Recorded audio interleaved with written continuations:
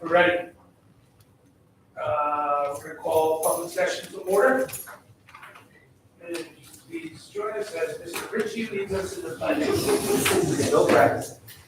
I pledge allegiance to the flag of the United States of America and to the republic for which it stands, one nation, under God, indivisible, with liberty and justice for all. Well done, Mr. Ritchie.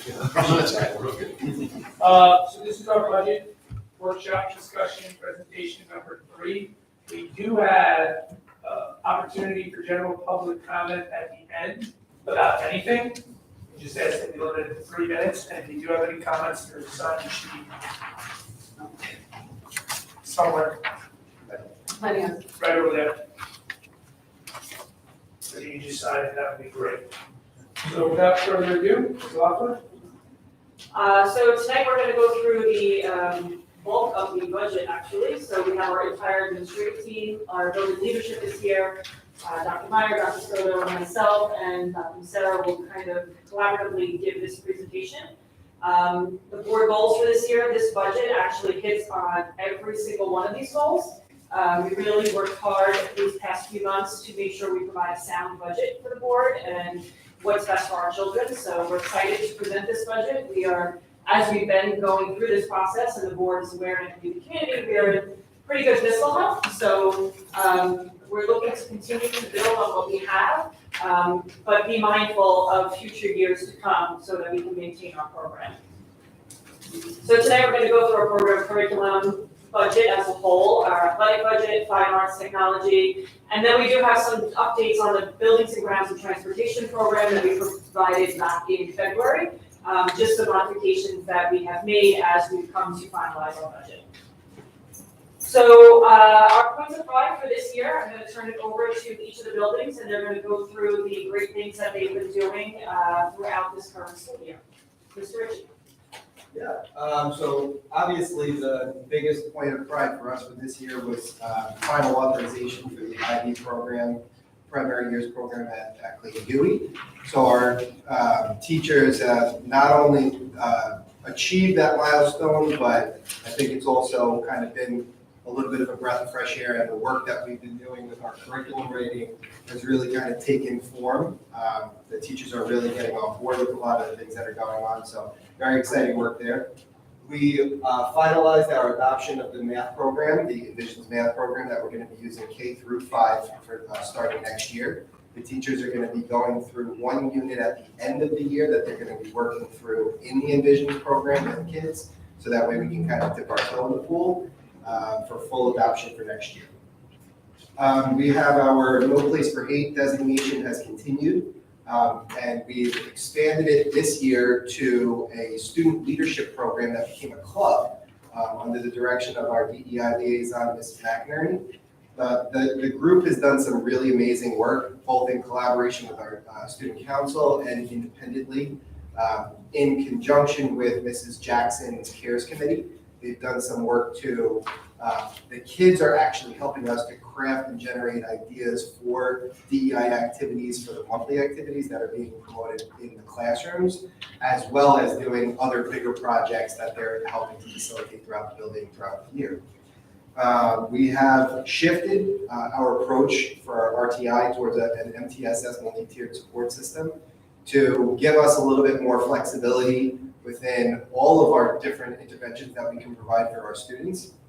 So it's been really great to have a lot more collaborative time with the people that are doing the work. Our AIS teachers going into next year are going to be shifting to long-term positions, which is exciting, so that we can lock down people long-term. And when we're training the people, those are the people that are going to have some longevity in those positions. So it's really exciting work that's going on there, and also in conjunction with our mental health team. And training and implementation of restorative practices, we actually had another training just today, and the feedback that we're getting is extremely positive from the teachers. They're very excited to jump into the work immediately. They were actually joking about doing it tomorrow. I don't think they were joking. No, they're not. No, I think they were saying it tongue in cheek, but they all knew that they were going to be doing the work. So it's exciting to see the momentum that that's had, and that the teachers are so excited to continue that work for our students, because they're already starting to see the benefits of it. So it's been All right, I'm going to pick up where Mr. Ritchie left off with introduction to restorative practices. So too, at the middle school, our teachers are being trained. We did an introduction session, like a turkey at a faculty meeting for teachers. And so far we've led, it was actually teacher-led, 2 morning circles at a faculty meeting with the staff. In addition, we brought in Sweethearts and Heroes, which is an anti-bullying program that focuses on building empathy and compassion in our students by promoting like bystander empowerment. That's that picture on the top right corner. They were in last week. All 8th graders participated in a circle that day after the school-wide assembly, and they'll be back in April and May for a 7th grade day of circles and a 6th grade day of circles, so we're very excited for that. The pulse in the building was outstanding. And actually students today were just talking about when can they come back, that was amazing. So it really, we're seeing a positive impact already. New student peer mediation program. This started at the club this year, and students were trained by their advisor, teacher, Mr. Golder, as well as administration, myself, and Mrs. Fabian, and some of our clinicians, Mrs. Kavanaugh was involved in that. Students were trained first and can be referred by administration, teachers, or themselves. So one of the most powerful things is we had students on PSA the other day, the peer mediation program set up a table in the cafeteria, and they had some balloons and signs and explained who they were and what tables to tables. If anyone wants to talk about anything about anything that they need help with, come see us. And so actually students are asking for mediation. So that's like powerful this year, and really is an extension of our outreach services. Continuation and expansion for No Place for Hate. We've also started a club at the middle school this year. The students have taken it upon themselves to be advisors for positive messaging around the school. They make posters and change them out and have like positive messaging all around that are student created and student led. In addition, they've planned a few programs and activities for the school. The first one was called We Are More Than a Single Story, The Dangers of Stereotyping. All students 6, 7, 8 participated in that activity in English and Social Studies class. And their second activity was called Hope, Peace, and Solidarity, letter writing for Ukrainian refugees. And that also took place in English and Social Studies class. They do some positive bulletin boards around our school, and that additional club and program has been going great. So we have a return to some of our middle school Center Marches staples and some also new items this year that we're excited about. We're returning to overnight field trips. The 8th grade is going to Frost Valley this year, May 3rd, 4th, and 5th. We are very excited. We're getting chaperones signed up. The kids' monies are in. We just sent out the last call and reminder for parents if they'd like their child to attend. And we have some new programs this year that have never been done at the middle school. As emerges, we're having instead of an 8th grade dance, we're having a full school dance at the end of April. And the 8th graders, we're going to do an 8th grade like formal dinner dance at Rock Hill for the 8th graders this year. And we're going to have middle school field day for staff and students for the first time this year. We had our field day committee met again yesterday morning. Mr. Slipstein unveiled that he was going to have some staff relays. So the staff is giggling about that and excited to have some fun in front of the kids as well. So we're excited to kind of restore some of our traditions and also bring some new ones to the middle school. And lastly, the middle school morning show has been a highlight this year. It is still going strong. It's a daily produced show for kids by Kids for the School, and we added a button on the top right of the middle school website so that parents can do the morning show with their child, or children can at a later date if they miss anything, but the engagement, as you can imagine from a PA system to a visual video, has just skyrocketed. So it's all live on the website, and parents and families can go back and catch up if they miss anything. So that's our middle school highlights for this year. Okay. All right, so for the high school, one of the focuses that we had was on the seal of civic readiness. So New York State last year piloted with a few schools, and this year rolled it out where everybody could apply for this seal of civic readiness. The fact that we are an Ivy school blended ourselves right in alignment with this. Most of the points that you need are already embedded into our curriculum. They're already embedded into our electives. The research projects and things like that are already taking place in our educational environment because of the way that we've set it up. So it really lends itself well. Over the past few days, I've actually been meeting with majority of the seniors. And I will say, in the beginning, students were asking what it meant. And it's funny because I kind of think of the state, usually it's like, you have to know your math, you have to pass your regencies, right? You have to pass this regents, that regents. But now it's kind of like the state is realizing there's a lot more than just that. We want to make civic-minded people, civic-ready people, and people that are going to kind of make the world a better place, which is right up our alley. It's the things that we love to do. So when we explain it like that to students, and I've been able to have these like one-on-one conversations with kids, their face lights up when I say, yep, you have all the points, you're in. And it's a kid that maybe wouldn't necessarily be in an honor society, so they're not gonna get a cord for those things. They're getting a cord for the civic seal. And I think that I'm really excited for graduation this year because so many already, at my highlighted list, so many of our kids already meet the requirements. So it's just, it's gonna be an exciting moment, I feel like, for graduation. Our school to community pilot program. So we have been able to implement this building wide. So every grade level has the program that we work with, CEO Works. They come in, they work with our students for 2 days in the classrooms, working on things such as resumes and elevator pitch and how to market yourself and how to do mock interviews, how to network, all the things that we say kids need when they walk out of the doors of Center Riches, right? We want to make sure that they are ready for the world, and this is what is preparing them. And what's good is that it goes grade by grade, so they're learning more and it's getting a little bit more concise and like ready for the real world as you make your way through the grades.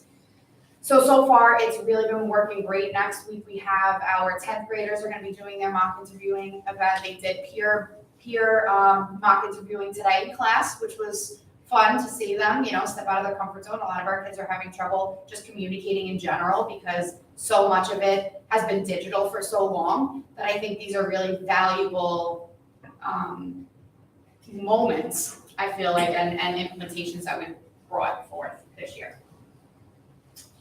Our lunch and our goal-getters. So our lunch program, if you haven't heard of it, it is during lunch and they run.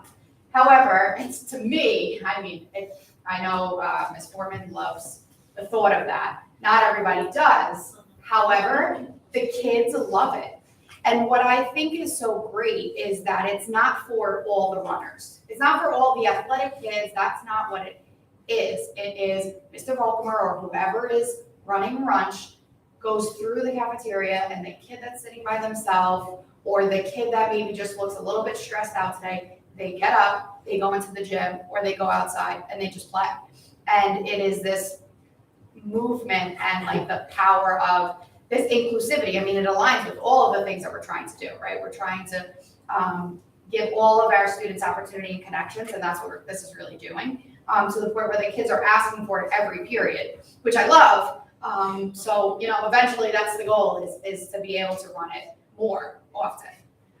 Similar to that is our goal getter. So that's kind of more of our restorative program where kids that maybe weren't necessarily making the best decisions have found a place to work on their physical goals, but also their academic goals, their emotional goals. They're working with students that are now leaders for them. And again, there was such a positive response, and we've seen such positive results. We actually expanded it and added another period for that. So it's really, and kids were literally cheering in the hallway. Some of our kids that go to BOCES, they gave us a round of applause as they walked in from the bus. I was like, oh, okay, all right. Student leadership and community activism. My kids walked for like an hour on this. Our kids, one of the things we worked with our Department of Health and Education program, they came in and they trained a group of our students to be upstanders and not bystanders. Our students also went to a Compassion Without Borders with many schools on Long Island and were able to kind of network and collaborate with other students in other schools to think of what they could bring back here to Center Riches. And they have brought a lot back and they've spread the word a lot too. One of the things I'm sure you've heard of is the run series, the mental health run series. We ran a 5K. The few weeks ago, there were over 230 registrants in Center Moriches that came out to run and support, all for a good cause. And I think one of the biggest things that I heard feedback-wise was that these are kids that, like our kids ran it. They organized it and they ran it. I mean, I physically ran it. Like I had to physically run because I wasn't standing there running it. So I was a little upset about that. But, you know, the kids, they organized it and everything. So they are kids that wouldn't necessarily be found at a school event outside of the hours of 7 and 2. And they were there and they were working hard and they took pride in it. And I think it's just a great thing to see. And I do think that kids, parents, community members are seeing that. And it's, for me, I feel like it's really a joy to watch. Also, our kids were featured on CBS for the mental health feature, which I was so proud of our students. They sounded great. And I got to see a lot more than what was just clipped, and all of it was great. So it was a proud moment. And then, of course, for our life skills partnerships with our local community groups. So we have Mrs. Spillett, we have Ms. Segerson, we have our in-house programs. We have the Brew Crew, which we love. We have School Store. But we also have made such great connections with other businesses, local businesses. Our kids work at Five Below, at Stop and Shop. They go and they shop at BJ's and Sam's Club. They do all of these things with the teacher, with the paras, but getting them out into the community is really what the goal is. And it's great to see, and they love it. They love it. And I asked Ms. Phillip the other day because I saw on her plan it was Dairy Queen. Well, they just opened.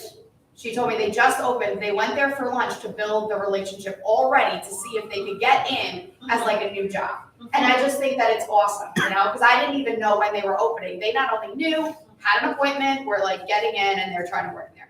So I just think that our teachers go above and beyond. The kids are doing great, and that's good. That's good enough for right now. Thank you. Awesome. So just, you know, finishing up the buildings and moving over toward athletics. Before we do that, you know, the IB authorization at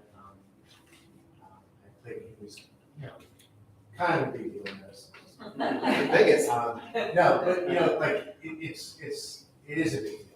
And it's a big deal because it's, you know, 7 years in the making, you know, 4 years that I've been here, that was like kind of one of those things that on Main Street, I've said that before, that we talked about on my presentations about, you know, transforming Center Moriches into a regional leader in K-12 public education through implementation of IB and things like that. And I think we're there, we're well on our way. And so we did reach out to our communications company and say, hey, you know, it'd be really cool to get some positive press on this, and say maybe they could do an article, you know, Newsday or somebody could do an article about being the first district on the line for IB, especially given the, you know, the commissioner and her push toward the plan pilot and really focusing on project-based learning and things like that. So I'm pleased to say that you guys need to get prepared, because on Friday, Newsday will be coming around. And they plan to do a story featuring Center Moriches and fun work with the schools. So that's really cool stuff. So another. And so when we think about our athletics, clearly, you know, we are also, we're a school that also has a lot of great deal of product athletic programs. And so there are many team and individual sport championships. You know, just for 22-23, I mean, last year we had several county championships and world champions and things like that. But to date this year, boys cross country league champions in League 7, girls basketball, Suffolk County champions, county champion wrestler, an all-state swimmer, a boys golf state, New York State championship qualifier, and, you know, 12 teams and individuals qualified. So really, really cool stuff going on with our sports teams. 17 of our teams thus far have been salary athlete teams. So we're on our way to, you know, trying to achieve that school distinction. At New York State, we consistently been recognized as a school of excellence or school of distinction. So really, you know, really means a lot that our kids are getting it done in the classroom and on the field. Good stuff.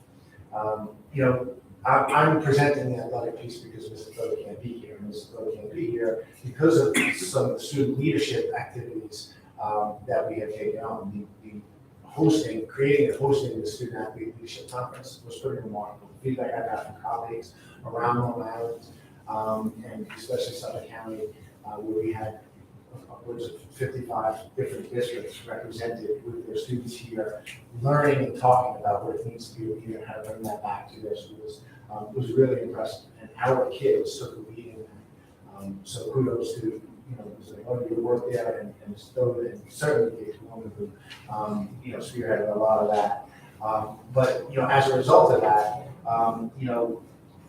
the New York State Public High School Athletic Association does some work with student leadership. They asked Jeremy to chair this student leadership committee, and they have taken him and a couple of our students upstate to participate in a statewide leadership conference. So really, really good stuff. Otherwise, what's that name? We had one other thing. The student leaders, that's not all. But really, really good stuff for our kids. Some really good recognition. Really proud of the work that they did. So for fine arts points of pride, last board meeting, we did honor all of the recipients of Sumia, Kavia, Nisma, and Ismada. We have in our earliest grades a young composers club at Clayton Huey that are doing some fantastic things and writing pieces.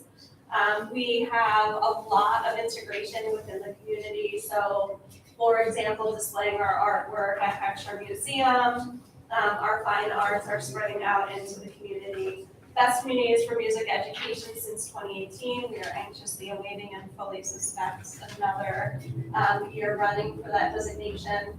The middle school pit band is a part of the middle school musical. Amazing. And so lots of points of pride in the fine arts.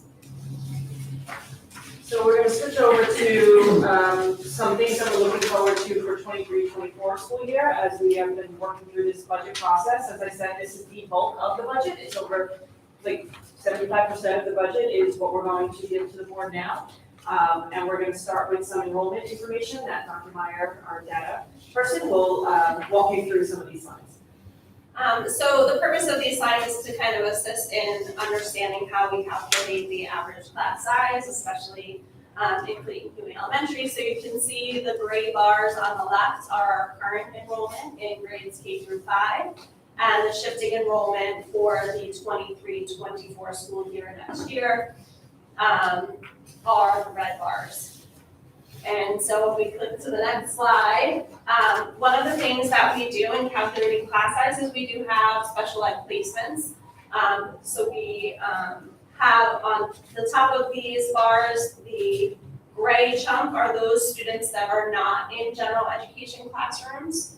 So of the 85 kindergartners, 10 of them are in special education settings, and so we have 75 general ed students, for example.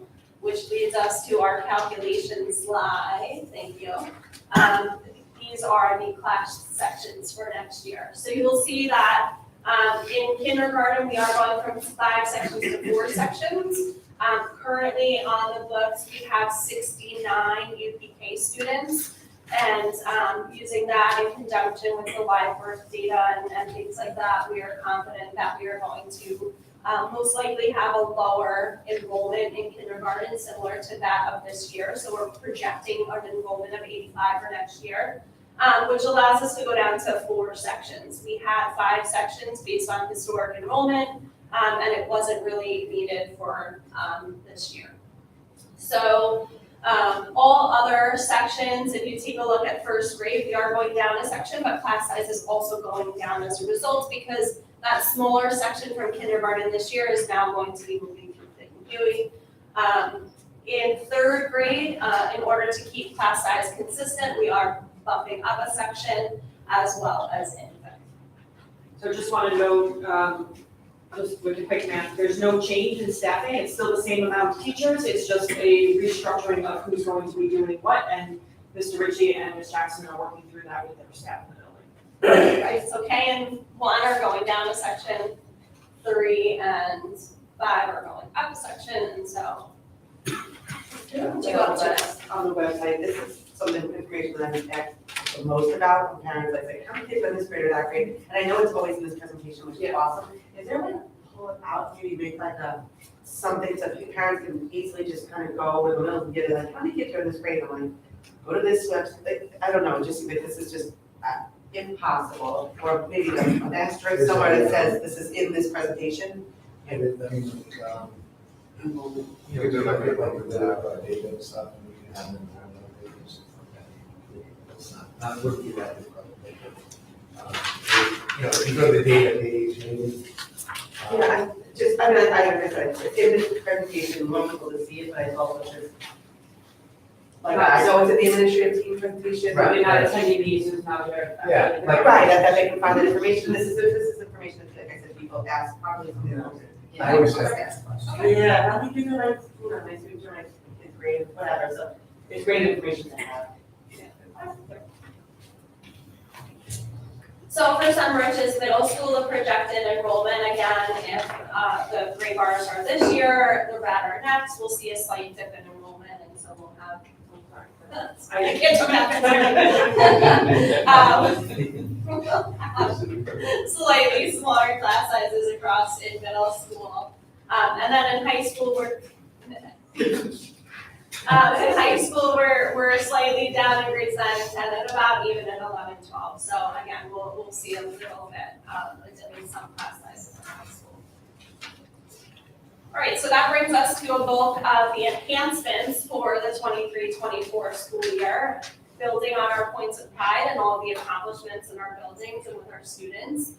We broke this into 3 categories for the benefit of the funding. The first is equipment, and that is the use of equipment for redefining learning in our classroom learning environments. These things include one of the major things that we've been doing in our planning is trying to attend to the board goal of developing a plan for 21st century learning environments. So we are trying to shift our learning environments from the traditional desks and rows into an environment that's more conducive for collaboration, for the use of our one-to-one technology in classrooms. And so in order to do that in a manageable way, we are developing a 5-year plan. The building leaders are in the final process of finishing that up.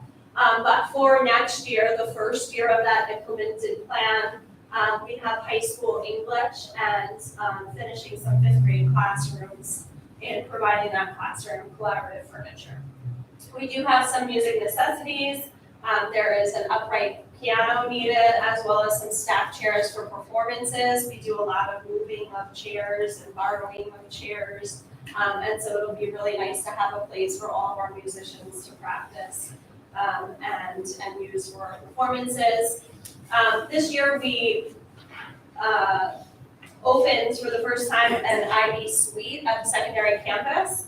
That suite, the concept is that we have both our MYP and our DP coordinators in that same space. It fosters a lot of collaboration. There's also a meeting space that adjoins their offices, and this is where they work with students on their community projects, on their extended essays, and all of the other things that students and teachers need to collaborate on. So we love that space, but one of the things that they've said would really help to kind of support them is a smart board in that space.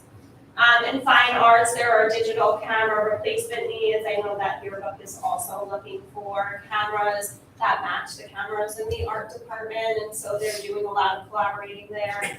And then we have some Chromebook replacements and just the continuation of upkeep for our one-to-one devices. How many Chromebooks are we replacing? 2 grades, grades 5 and 9. We're gonna address it in a moment. Okay. Further But yeah, details. Further details. It's like, I think. Yeah, there's a little bit of overlap there. Yes. What age do they get? They get them in grade 4. So grades K to 3 are classroom use, and then grades 4 they actually have. But there's Chromebooks in the classroom. Yes, they can absolutely. pass them around. Every single classroom. All right, so staffing, again, to further enhance the program, we are recommending one full-time English language learner teacher. This is to just address the growing need for our population and support them at a deeper level. It also helps to reduce some split staff and kind of make people whole and allow them to really focus on the students for them. One full-time 811 teacher at Clayton Huey and an associated teacher's assistant. This is an additional special education need. One full-time social studies teacher at the high school. This has a lot to do with our program offerings, and a lot of these sections currently are taught through overages. So we're trying to put in a full-time person, recoup the funds spent on overages, and make more available duty periods for the teachers in all of those roles. Will we integrate classes or just going back? It's mainly pulling back on the overages. So additional lessons? I'm sorry, can I Go go first? One of the things that some of the teachers have been talking about is we are doing, we do have a DEI class, but a lot of the kids also like to do like these activism classes, and some of our leadership programs, some of our social studies teachers have talked about like wanting to take it and run with it, similar to like peer leadership. So those types of classes, they do align very well with our social studies curriculum. So that in my mind, that's where I see it heading. We have a really good relationship with Beacon, with Suffolk Community College. We have a Beacon program. So now with some younger staff, we have some great veteran staff who have, some classes that we've been teaching for years, but now we can kind of open up a couple of other doors and see what other classes we have out there. So it'll be a little bit of a transition, just to like get everybody in and make sure that our classes are running smoothly and everything, but yes, I would love eventually to get some classes. And there will be then a curriculum for it, there'll be curriculum writing then for the class, and it's. Yeah, absolutely. And we work, if it is through Beacon, which is what we try to do as much as possible, they have their own curriculum that we have to meet anyway. So a lot of times our teachers work with mentor teachers from Suffolk themselves who teach it, outside of school hours. So yeah, absolutely. I have a question. For the English language learner teacher, is it gonna be split between both of the three buildings, the FTE or the? No, so the effort would be we currently have one staff member that's split. You would take a staff member and dedicate them to the secondary campus, and then establish a full-time FTE moving. So then we have currently our DCT model at Clayton Huey. We have part-time teachers in kindergarten and first grade. We are looking to create a full-time DCT teacher at Clayton Huey for first grade, and then half 0.5s for our kindergarten section. So it's been a long time coming. I know it's something that the board was really interested in improving in our model, and so that is also a part of the proposed budget. Currently, we have AIS TAs as a part of our structure, and we are proposing to move to learning specialists. In order to do this, we would have 3.5 at Clayton Huey, 2 at the middle school, and these would they would provide all of our multi-tiered system of supports for students. One full-time mental health professional due to the growing need across the district. It does help with some split staff and such, but we're just seeing such a need for these practitioners to be on our staff. And then one full-time guidance clerical support staff. How many of the mental health professionals and guidance do we have now? So we have 4.2 counselors. District-wide, we have 3 at the high school, we have 1 in the middle school, and we have a 0.2 model at Clayton Huey, which equates to about a day per week. And then we have 3 psychologists and 2 social workers. So the proposal is to add another. And that's around the district that we're Yes. into? Yeah, right now. Yes. Right now, the model is 2 at the elementary, social worker as well as a school psychologist, and the same at the secondary. And we have a floater school psychologist that does a lot of the testing, a lot of the CSE meetings, and other mandated services that we have. So the proposal would be to add an additional mental health staff to that team. Do we know if we're looking for a psychologist or a social worker? Great question. Yes. That's a question We're looking for a mental health professional. Yeah. We're looking for the person in that position. Got it. Yes. So we're not trying to limit ourselves. We want to cast a wide net, bring in the best possible person. So we advertise for both. It's gonna be the individual that supports that culture of care, right? Got it. We got it. That's it. Yeah, I know. And finally, in curriculum, again, those innovating approaches to preparing our global citizens as a part of our IB model. We have a math program adoption that the board has approved. That will be Envision's math. It will be K through 5. So the professional development and all of the resources and materials associated with that implementation.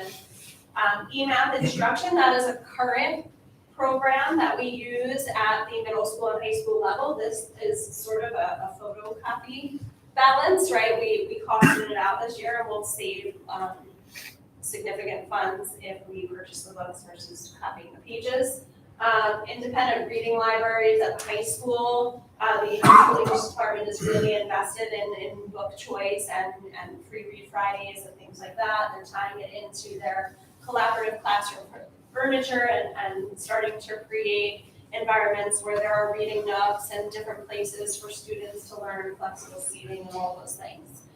There's a book creator subscription, which is a new tech subscription that our secondary librarian is really supporting across the content areas. Long Island Sustainability is a newer course at the high school. It was built and there are some budgetary needs associated with just plant materials, different kits and things for the students to tinker with in that class.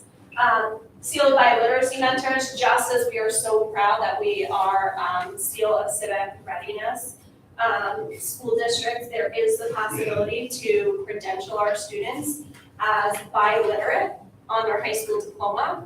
So we are embarking on the journey of getting that state approval for the upcoming school year. In order to do that, the state does have a mentor system where there would be individual mentors for students going through that process. But what a great thing to have as a marketability piece when you're leaving high school, to be able to say to an employer that New York State has credentialed you as biliterate. And then finally, there is a proposal for a mock trial team. We are working through the logistics of that as a course. We have a lot of teachers kind of digging in and deciding what model fits best for us. How are the independent reading librarians chosen and distributed? So our high school AP, Katie Foreman, is overseeing that department and that they're leaning on a lot of professional development that they've done. They're in touch with authors and publishing companies to help them curate books. We've tied that into our DEI audits, and they're looking at making sure that they're providing diverse tables and all of the important things that are associated with that work. So that if he's using the help is open or? The teachers and the AP. And then what's the creator subscription? It's essentially a technology subscription that allows students to create online digital books. It's a different presentation sort of software. So instead of creating a Blogster or a PowerPoint or a poster, it's a different way to kind of do this online interactive book that kids can create. And you can click on video links and annotate and hyperlink. It's kind of a dynamic platform for them to engage with.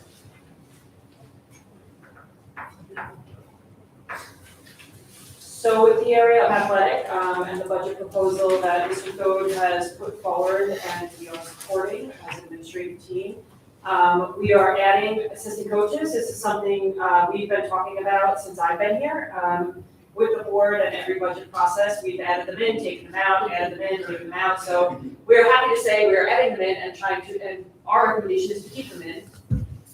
We're adding assistant coaches for boys and girls basketball, volleyball, And this year, we added an assistant for flag football, girls flag football, and we will look to maintain that position next year as well.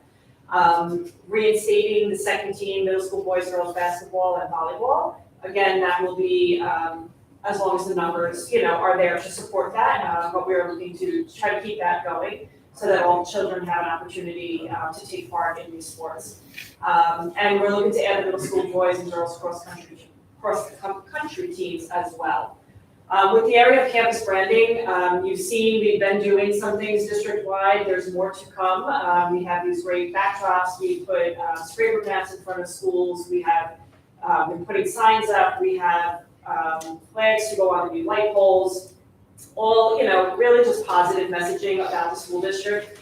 And we're looking to continue that. We currently have all those state championship and Moran championship signs that are fairly destroyed as you pull into the high school, middle school campus. And we're looking to propose possibly a different avenue to keep that out there so it's view to the public, no changes. A change, but better changes, but to keep it out there in the public eye. Conversations forthcoming. As well as just some campus branding, upgrades and replacements as we're continuing to work through this process of making sure when you pull onto campus, you're proud to be a Center Merchants resident and attend this school here at Center Merchants, as well as attract, the East Merchants students onto our campus. So just some things that kind of fall underneath the athletic budget. We've been working closely with Mr. Goad on a lot of that stuff as he has the relationship with the vendor. They do a lot of his stuff, so he's got the connection there with that, the state contract vendor that does that. With equipment needs, just some portable goals that they usually wear and tear happen to those as they're outside, to replace some of those as needed. And they're trying to replace the equipment in the athletic wing and in the weight room. So we recently disposed of a very ancient piece of equipment. The board disposed of it and we put it up on auction and sold it for about $500. And the bonus of that is a very large, heavy piece of equipment. How are we going to dispose of it? That person has to come and take it off of our ground. So not only was it $500 income that we got, it was removed for us. So that's huge because we don't have the means to dispose of some of these things. So as we replace equipment and dispose of it, we continue to go through that model and have been successful in selling off some of our equipment that has no value to us anymore. Some of it is broken, it's not working, but people will buy them for parts. We're currently an old golf cart that has been sitting off-site for many, many years and is pretty much irreparable. We are in the process of auctioning that off and putting it out there that it's irreparable, but people will buy it for parts. So even if we get $50 for it, they have to come take it. We don't have to try to figure out how to get it in. So that's really the plus side to it. Are you gonna do the auction place? It's not on Auction International. It's not online. It would be fun to hear you. No, I That would be.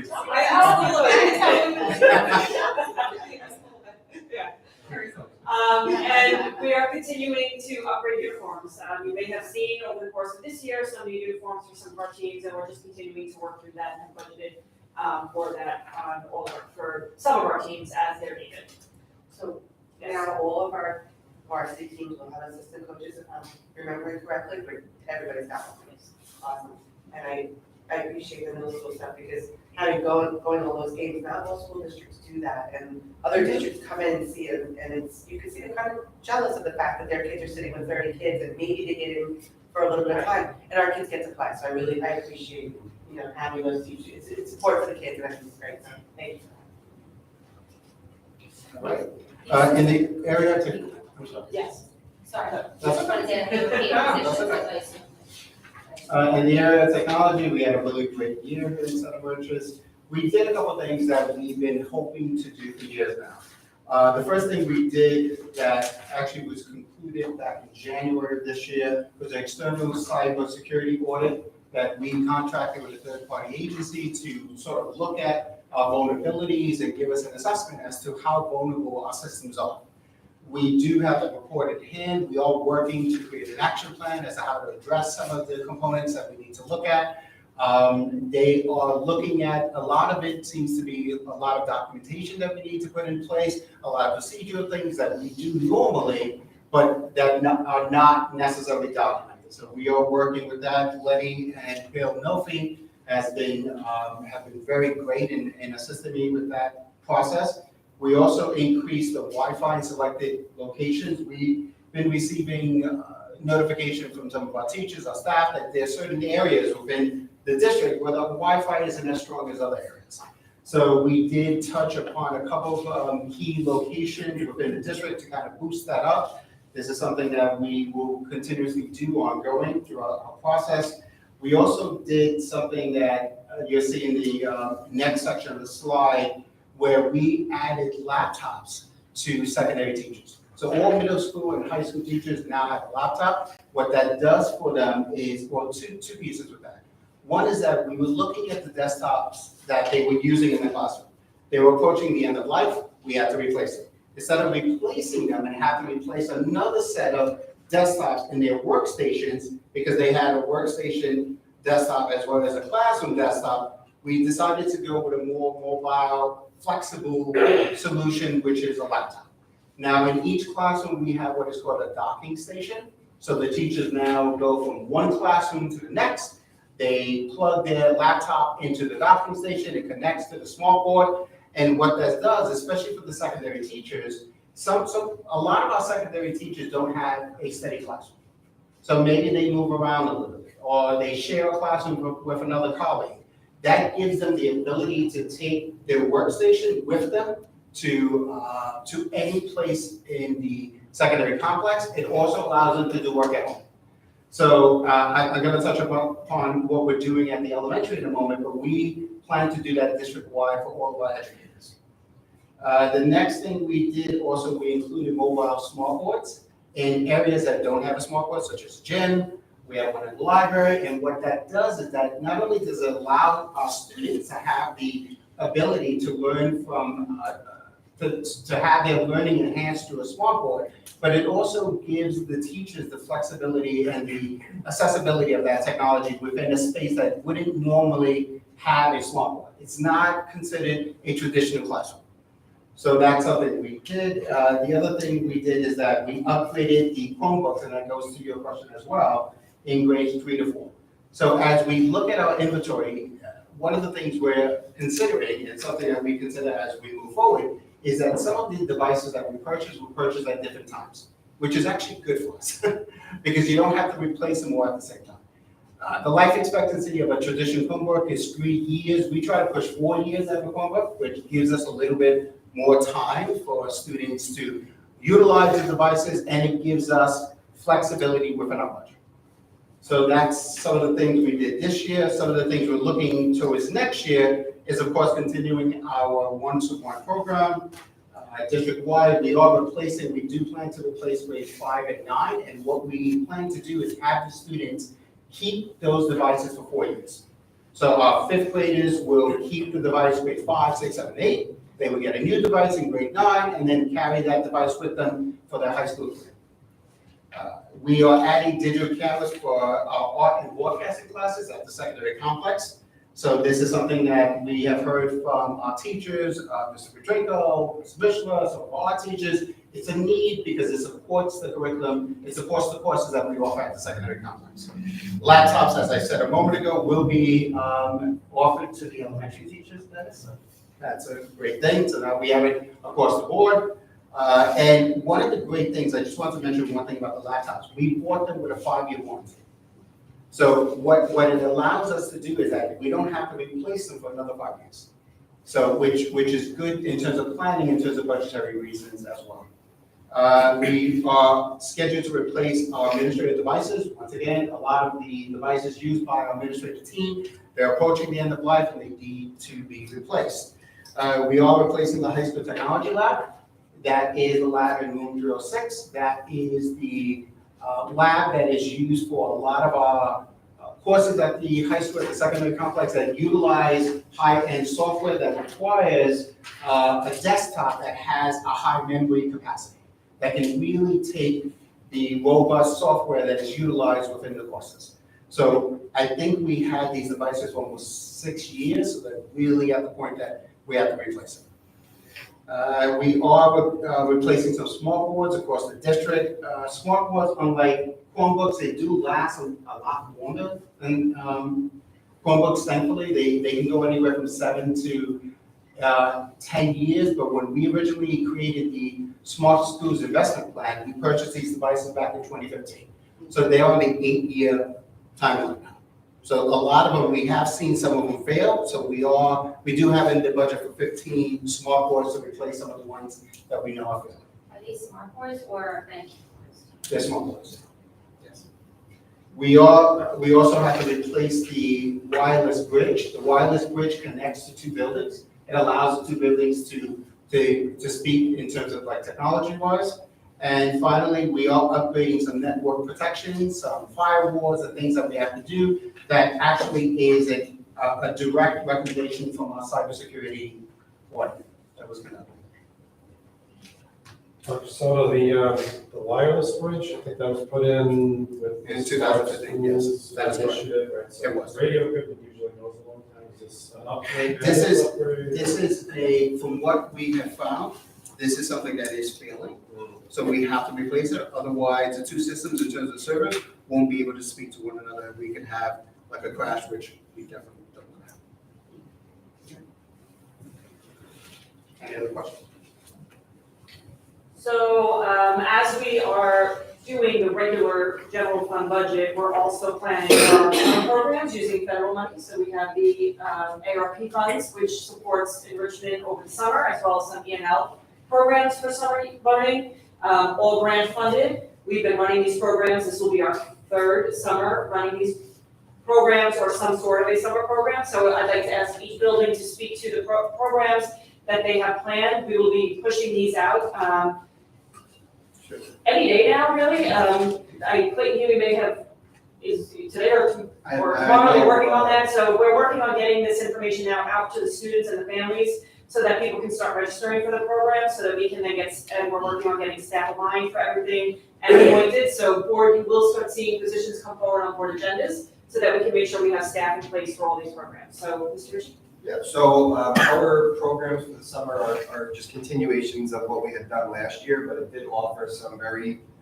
cost-effective opportunities for some of our students. The timing of the program is going to change slightly based on our experience from last year. The programs are going to run simultaneous to one another. Last year, we tried to run them one after another. We found that there wasn't enough students participating in both programs to try to maintain that. But I'll skip down first to the E&L program, which is just a great opportunity for some of our English language learners to have continuation of services over the summer with certified staff that are qualified to be able to work with our teachers now to get to know the students' needs going into the summer. And we've seen a lot of progress coming out in September for the students that participated last year. So really good work going on there. And the enrichment program, again, just really unique opportunities for the kids, similar to some of the clubs that we run throughout the year, but with also some additional unique opportunities for them to explore the outdoors, the culinary arts, different things like that. So fun activities for the kids. There's academic components to all of them as well. So good, like I said, good cost-effective options for families as they're considering summer activities for the kids. Can you talk about how many kids participated last year, like how big were these classes? I can get the number We off have from the this correction. information, Yeah. yes, because we had to report it to the city, we were just working on those Yeah. numbers a few weeks ago, so we do have the information at hand. We can get it to you. How come they run through scope and not through the district? So scope, when this funding came available to us in March of 2 years ago, what year was that, 2021? We were told, hey, you have to run a summer program, and we had no time to plan. It was, here, do this, and here's all the money you have to spend over the next couple of summers, and don't leave it on the table. At that point, scope, and, fortunate, Dr. Sarah has good relationships over there, and said, hey, school might be able to help us out with something like this. They do a lot of these type of programming. So we reached out to them, we brought them in, we had meetings with them to find that they offer a cost-effective way. So for the scope enrichment, we subsidize some of that cost. The parent, it's a camp. The parents do pay some of the fee, as we're not going to be able to sustain offsetting that cost going forward due to budget constraints. But we want to continue these programs. So we've been increasing the cost for parents over the years by small dollar amounts, $50. But also trying to make sure we spend all the grant money that has to go towards these type of programming. So it really just became, Scope hires a director who oversees the entire thing. So our building leaders have to get the buildings open, are trying to close out the year and open up the new year and get all those things in place. So having Scope have a director who happens to be one of our staff members and knows our students and knows our building, oversee that whole program and take the burden off of the principal really is, we found to be the best opportunity that we would have to provide the best programs for the kids. Would it be more cost effective if we did that in-house though and had somebody run the program here? I don't think so. I don't know. So Scope offers to hire our teachers, and if our teachers don't want to work any of these programs, they will provide us the staff. So we're not guaranteed that we'll always have our staff looking to work some summer clubs and offer these programs. And it was really, we had a pretty hefty budget. So it really was just best measures to go through Scope. Can we get the breakdown of what it would cost with Scope or without if we did it on our own or see if it's more cost effective? If we run these amount of classes, yes, we can work something out. I mean, we could. What I would say too, as considerations, is that what Scope does for their programming is because they run so many programs, they basically, it's almost like the difference between going to Costco or like a regular grocery store. They're buying in bulk for all of their different resources, so all the games that they have, all the materials that they have to purchase. So they're getting discounted rates on a lot of the things that we might not get as well. Like the coverage is obviously a major concern. Summer, we're getting teachers to come in and work over the summer at the rate of pay that's offered from them or would be offered within our contract. Would be something that we would have to explore. But I also think that it's important to note that Scope's been really good at allowing us to have the flexibility within the program to really run it the way that we want. Not only are they asking us what people are qualified to be able to run these programs, but really giving us a lot of autonomy over the curriculum itself, with support and oversight when it's necessary. Our director, Ms. Craig, has done, a million things for us, but this is one additional thing that she's done to support those teachers and giving them resources that are necessary for the clubs to run effectively. It's been a good partnership. I mean, we could always explore that. But it's, just getting behind. No, I'm just wondering because a lot of our, a lot of our teachers are running it already. So if we're paying an outside association, like why are we? So Scope's overseeing the payroll, they're overseeing the directors, they're making sure that all certainly they're doing all of that HR piece too, which we're doing here. We have our own HR, summer work, hiring, onboarding new staff, and yearly reports, annual reports, payroll too. That would be more time sheets over the summer as we're trying to close out a year and make sure everybody's set up for September 1 payroll. They're overseeing so many different avenues. We're also running in the building the special education program. We run our summer program for our students with special needs. So in that, Mr. Ritchie and Ms. Jackson are overseeing that. And then to have to now make sure this is also being, so like I said, a lot of it is, it's taking responsibility off of the building leadership who's focused on opening up the building for the new year, as well as the program, the special needs program that we have running in the building. So having a dedicated director, they're obviously hands-on in this program. I mean, we've all been in the email chain, making sure the flyers are correct. They're what we want them to be. Mrs. Craig really has done a phenomenal job of taking the ownership of this. And I believe they pay her fairly well, otherwise she wouldn't be doing it. And they get all the supplies. We don't have to worry about, do we have enough supplies for this? What is the budget? Doing budgetary amendments, which is all administrative clerical work that has to be done, which, calculate the hours that would entail. Yeah, no, I just, so was wondering. it really just became the initial was, hey, here's a quick, easy way to do it. And then once we did it, it really was a great program. And the enrollment was much better last year because we had more time. we're opening enrollment up now even earlier this year. So, we're learning as we go and what's working best to get the most kids involved. And, we're hopeful this year we see pretty much that we cap out on all these programs, if not all of them.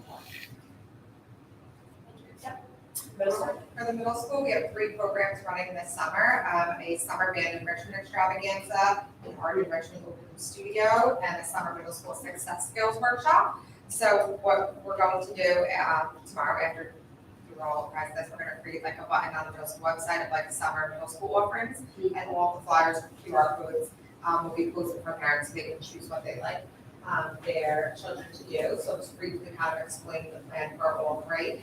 The summer band enrichment extravaganza is going to be Tuesdays and Thursdays from July 11th to August 10th, and there's going to be a culminating concert on Thursday, August 10th at 7 p.m. It's going to be the concert band, jazz band, auxiliary percussion, and more. And they're actually going to open it up for some high school students if they'd like to participate in that as well. And the open enrichment art studio is going to be kinds of an open art format. It's going to run opposite on Mondays, Wednesdays, and Fridays from those same days, July 10th to August 11th, so that students can participate in both if they'd like to. That would be 2 hours a day. The music band would be 3 hours a day, and they're going to have an artwork display viewing also on August 10th at 7 p.m., kind of like we do for the spring concerts. Kind of a music concert and art show together. So it'll be a nice summer event for our middle schoolers, and those will be offered for incoming 6th, 7th, and 8th grade students at no cost to our families. And lastly, Ms. Megan Mom, our middle school guidance counselor, is going to run the Summer Middle School Success Skills Workshop. And what she wrote on her flyers, Middle School Success Skills Workshop is designed to equip students with the essential skills and tools needed to succeed academically and personally in middle school. The workshop focuses on helping students develop self-awareness, self-management, social awareness, and relationship building skills.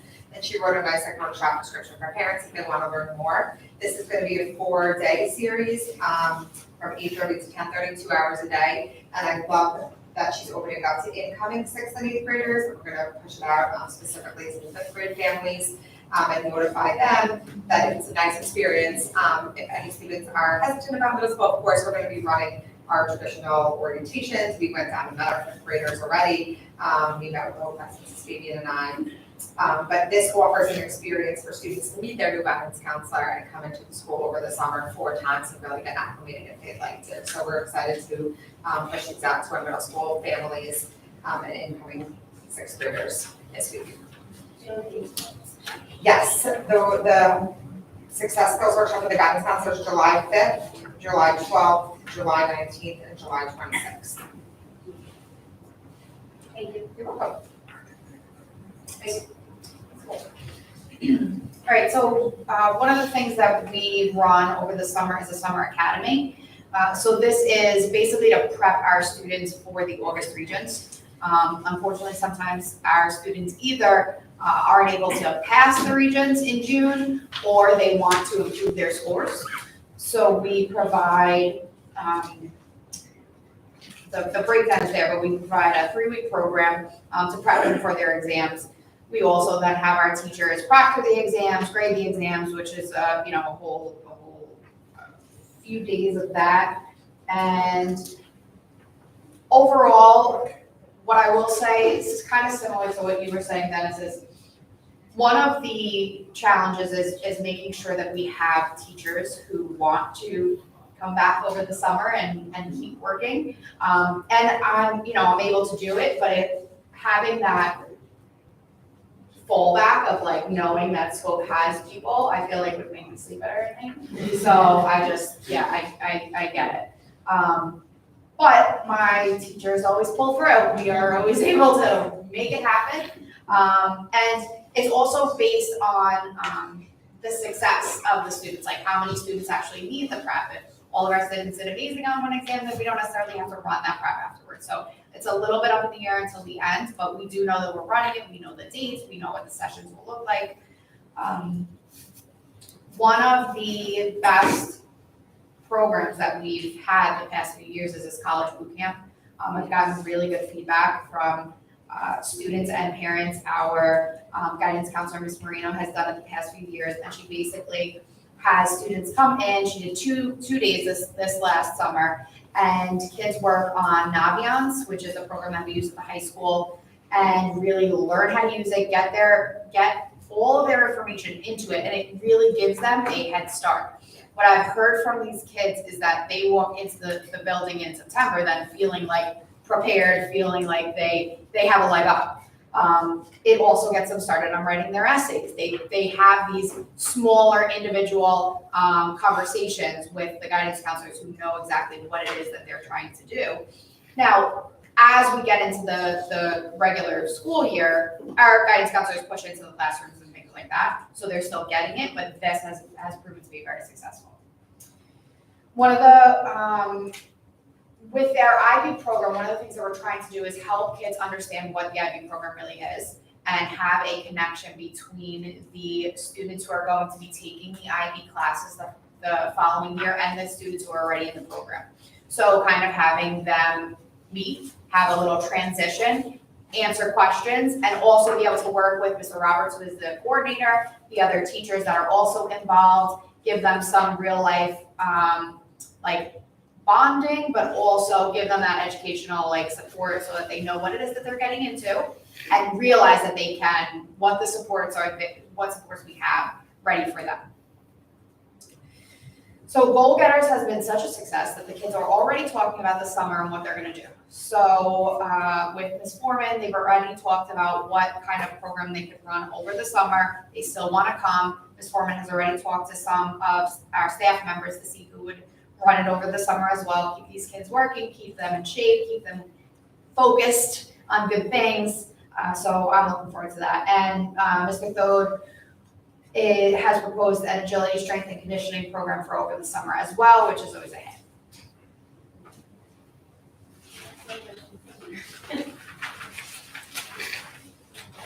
So just to now recap from our buildings and grounds and transportation that I said, we did this back in February where we had a lot of proposals out there. And at this point, we have finalized our budget. I'm very happy to say it's very early in our process for the first time. And we're in solid ground. So in that process, Dr. Becerra and I sat and said, okay, what is our goal to balance the budget? And we took it and we sat with curriculum. We sat with the principals and we pulled some things out that were proposed, which you did not see here tonight. But things that we did present in buildings and grounds and transportation, we did pull some stuff out. So what are we having? All the check marks you see there are what we're keeping in for buildings and grounds that we proposed. We want to add maintenance ground staff. We're working through what that might look like, but it would be creating a full-time position. We need a small plow for equipment purchases, the side-by-side wetback for cleaning equipment, increasing our health and safety officer from BOCES to 2 days a month. Currently it's 1 day a month and it's proving to be very successful. Replace golf carts, as I stated before, we have one that we've had apparently sitting off site so we actually have 3. One unfixable, 2 that are kind of like getting to that point. We're putting a lot of money into repairs for it. So we are looking to replace those. And we're adding a full security guard up at the secondary campus. And that person will be dedicated to the middle school. It has been a conversation we've been having for quite some time now. Middle school staff has been asking for it. Adding that person does give them the ability to have somebody in the cafeteria as well as go out for when they have rec periods. So it's a great addition to our staff in that avenue. We are not going to purchase the new truck that we have in there. We're going to hold on that, and that's more conversations with Mr. Palatine and the needs and how he can use the equipment we currently have, so we could hold off a year on that. The security booth and additional guard, we're pulling that out. We're looking at that more at the bond level. Further information to come for that. But in order to do it right, it really is an expensive measure and not really something we can pull off through the general fund. So we want to make sure we do that and not just do it now and then have to fix it later on. Baseball, softball backstop replacements, we pulled that out. I am in contact with some facilities directors that have done things like this and maybe have repurposed what they currently have. So I'm in conversation with vendors to see if we can use our budget, not maybe replace, but kind of refurbish what we have from what I'm being told. More to come again on that. And then we were gonna replace the IE suite floor, however, we're gonna keep what we have in there for now. As again, a bond conversation for later on, is if we move that IE suite through a bond process, we don't wanna put money into a space that we're not sure what we're gonna do with in the future. So, just some changes in the buildings and grounds area, question. Can see it. Yeah, the security with an additional guard, that's upsetting. So what we see for that, we had the person obviously to man the booth, and then to put the booth in, we had a budget of $15,000 or $20,000 in there. In order to do it right, we need to have the booth, we need to have electric, we need to have heat, we need to have, we want the arm to be going up and down. So adding all of those pieces in, the cost goes up. And we just felt it wasn't really to be supported in the general fund budget. However, in the bond that we will be proposing, the bond committee's been working on, there's some security upgrades within that. And in that bond is where we are looking to enhance the security district-wide. And that booth would be properly installed with the arm and with the guard at all times. So, like I said, more to come on that and that installation, but we felt, Dr. Sarah and I talked about it, and felt that we couldn't do it properly through the general fund budget at this point in time. But we are adding, an additional guard to the secondary campus in the budget, and, so that was, an add to it was one. And I think, as Gary said, it's just, that will provide some opportunity for additional support there. But Is that something that we can get, like you're saying, it's gonna be more than the 15, can you let us know? To me, that was just something that's been right. talked about for years. We put it in, we pull it out, Every every year. year, it's in and out, yes. We're putting other things in, and this security of our kids is high. If you Yep. could just let us know the cost of that, I appreciate that. Can we do a guard within a vehicle? We have. In that spot that we're talking about? That stops every car. I mean, I Right. guess like, if Well, you that's have the thing, to so like step back there's and- somebody there most of the day, but a lot of times the body's needed in the building. By So- adding an additional guard in the building to man just middle school, we may start to have more flexibility to have somebody outside more often than not, than what we're seeing right now. So once the board approves this budget in April, the voters support the budget hopefully in May, we then will sit with security, Dr. Sarah, myself, Mr. Foden, and Mr. Spiller will sit down, okay, here's your staffing for the year, here's the number of hours, because if they're all part-timers, so we have hours are built into the budget. And really sit with them and say, what can we do? How can we start to restructure? We've been slowly changing the way in which our guards man the secondary campus. They're stationed now in different parts of the building to help keep the kids in the building, and, students that are leaving the building shouldn't be leaving the building. We're building on the scholarship system, trying to get portable devices now for the security guards to have when they see kids in the hallways. The scan in and out is at the door in the back entrance as well as the front entrance. So as kids are leaving, they're checking to make sure that they should be leaving now. So we're trying to get the measures in the building under control, so we're not having those issues outside the building.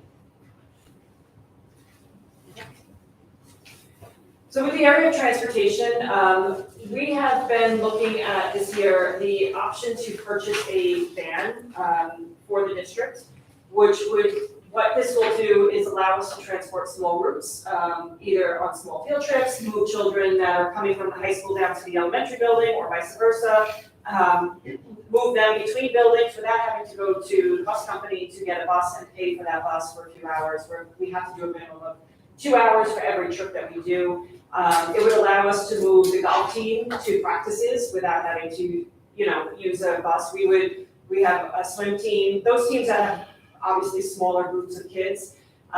It would allow us to do those things. What we would be looking at is for security or administration to drive those vans. However, there are some districts already doing this model, and we are in conversation with them for their procedures they have in place, protocols they have in place. I've already spoken with the insurance company to make sure we're cleared on that end. However, we are working with state education also, just to make sure we have, T's crossed, I's dotted, before we say, yes, this is what we're doing. It would be a cost neutral to the budget, as we would reduce the transportation budget between field trips and athletics, would end up the savings we would see on that side, paying to the bus company, would pay for this van. How many will be in the van? It will be eligible to go into the van. So that's what we're working with State Ed on and the Department of Transportation, because originally, it was thought to be a 15-person, and then DOT was saying, no, it can only be a 6-person, but now we're hearing DOT has possibly changed it to a 12-person. So those are the pieces we're ironing out, because we want to make sure we have solid footing on this, and that we don't do it.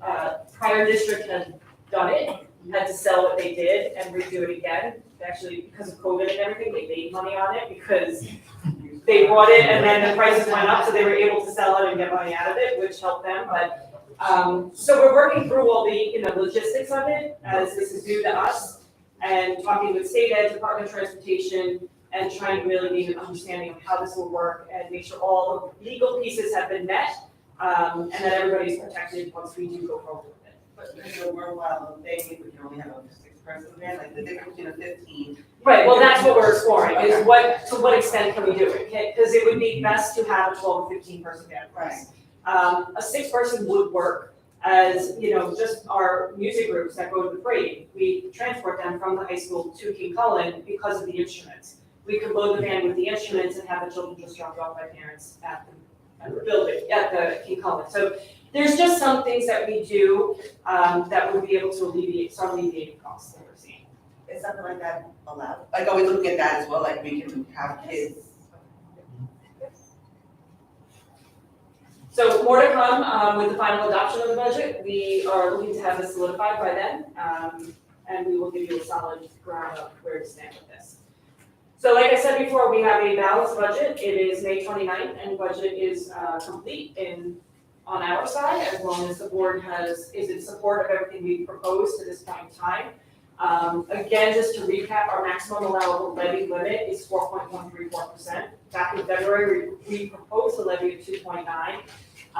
But again, going through the budget process this past month, Dr. Massara and I have gone through and, changed some things, pulled some things out, and we have a final levy proposal of 1.97% for this budget to be balanced. It is shifting our tax burden from the taxpayers over to the state, and we are starting to see more state aid come in, which is a great thing. So as we finalize the budget at the board level, April 19th is our final presentation, and anticipated that the board will adopt the budget at that time. May 3rd is the budget hearing, and May 16th is the annual budget vote. We are working with Syntax on the budget brochure and the legal notices and all that stuff is happening, and we are on track to meet all these deadlines and timelines. I think if you heard the rumblings, it's not likely that there will be a one-time budget this year. They're doing this obviously, but the reason we feel pretty confident of being able to go forward with our revenue and stuff like that is because there's really no argument between, the Senate, the Assembly, and the government on numbers.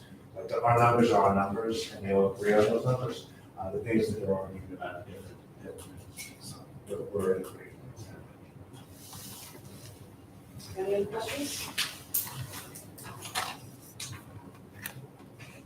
Yeah. That's all we got. Thank you. Very thorough. Thank you. Any questions?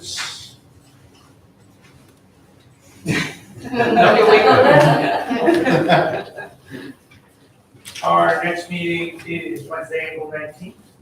Executive 6, action meeting, budget workshop at approximately 7 o'clock. We're going to adjourn the public session now. We're going to move back to executive. We are not going to take any action. We will just adjourn and go on. So, motion to adjourn? No. Yeah. Motion to adjourn. Motion to go to executive. Discuss. I'll get it right. Discuss personnel and legal matters, the public discussion of which would result in unwarranted invasion of personal privacy. Motion. Second.